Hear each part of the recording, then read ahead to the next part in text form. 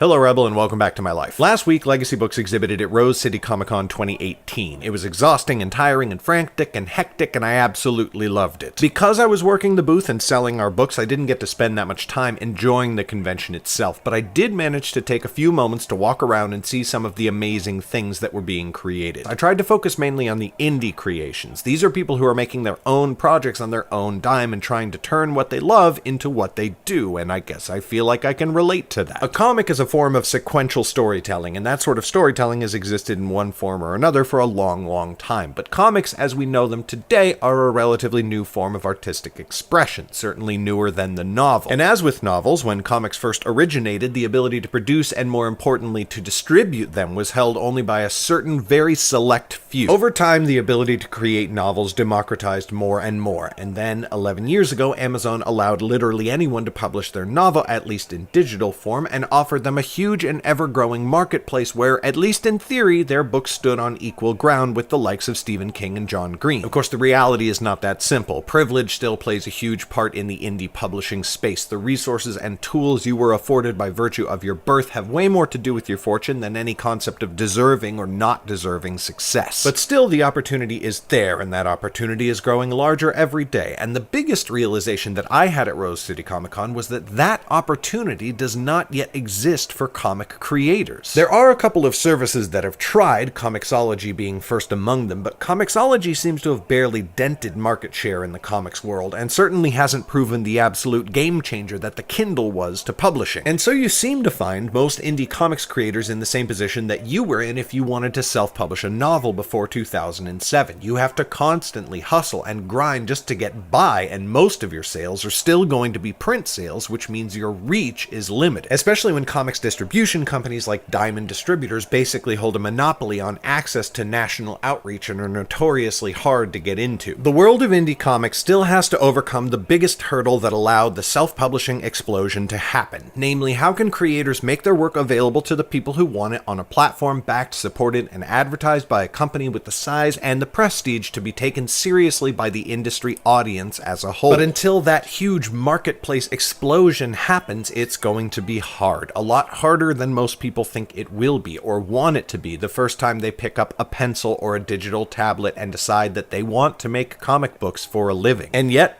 there they were, out there in the world, smiling under the glow of halogen lights 30 feet above our heads. Comic writers, comic creators, and the many individuals who made incredible, unlicensed, fan-created merchandise. Not for a huge paycheck, but just because they wanted to share their love of their favorite art form with other people who felt the same way. So many of them, in fact, that I found it completely overwhelming and mostly forgot to smile while making this video. The world of comics may still have a lot more gatekeepers than it should, and a lack of infrastructure that would make it easier for outsiders to sneak into the party. But indie comics aren't going anywhere. Not while creators love making their own heroes in their own worlds and telling their stories, whether readers like me are able to discover and support them or not. That's all I've got for you today, Rebel. You may have noticed this video was ad-free, and that's because of my amazing supporters on Patreon. If you want to be one of those awesome and incredibly attractive individuals, check out my Patreon link in the description below. Also, check out my book, Bloodlust, which we released and sold at the con for the first time. Thank you so much for watching. Thank you to my patrons for their incredible support, and I will see you next week. Bye!